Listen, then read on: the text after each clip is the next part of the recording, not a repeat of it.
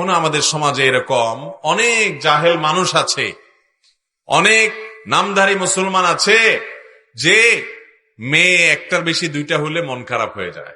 আছে না নাই?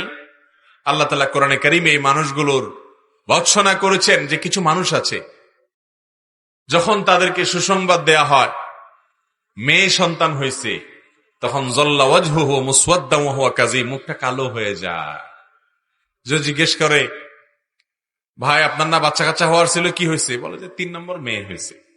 আস্তে করে বলে, কয় নম্বর মেয়ে হয়েছে? 3 নম্বর। মানে 3 নম্বরটাও মেয়ে হয়েছে, ছেলে আমার হলো না।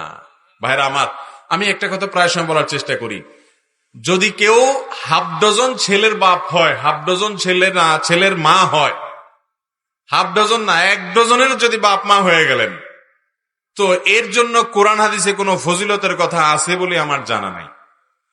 কন্যা সন্তানকে যদি আপনি লালন পালন করেন 2 জন কমপক্ষে, আল্লাহ কাউকে 2 জন মেয়ে সন্তান দিয়েছেন, কন্যা সন্তান দিয়েছেন, এই মেয়েদেরকে ভালো করে লালন পালন করলেন, শিক্ষা দীক্ষা দিলেন, দ্বীনী তারবিয়ত দিলেন এবং উত্তম পাত্রস্থ করে দিলেন, এ পর্যন্ত আপনি দায়িত্ব পালন করলেন।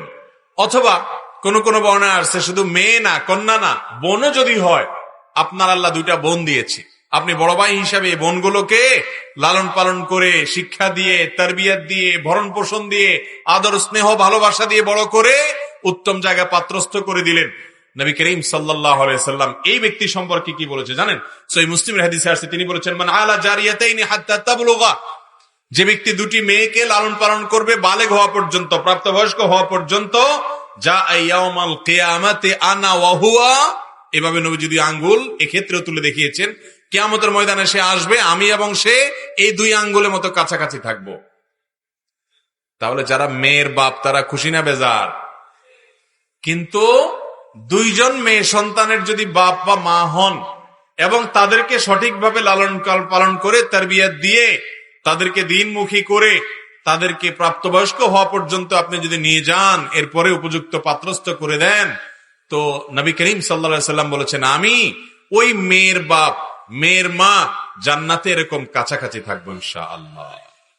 ভাইরা আমার, আমাদের কন্যা সন্তানদের প্রতি আমাদের বিশেষ কেয়ার থাকতে হবে, সেজন্য যে তাদেরকে দ্বীনমুখী করতে হবে, তাদেরকে তারবিয়ত দিতে হবে। তারা যদি দ্বীনমুখী হয়, সন্তান সন্ততি নেককার হবে, প্রজন্ম ভালো আসবে, তারা তাদের সন্তানকে দ্বীন শিখাবে এবং আমার আখিরাতে আমার নেক আমলে সেটি যুক্ত হবে ইনশাআল্লাহ।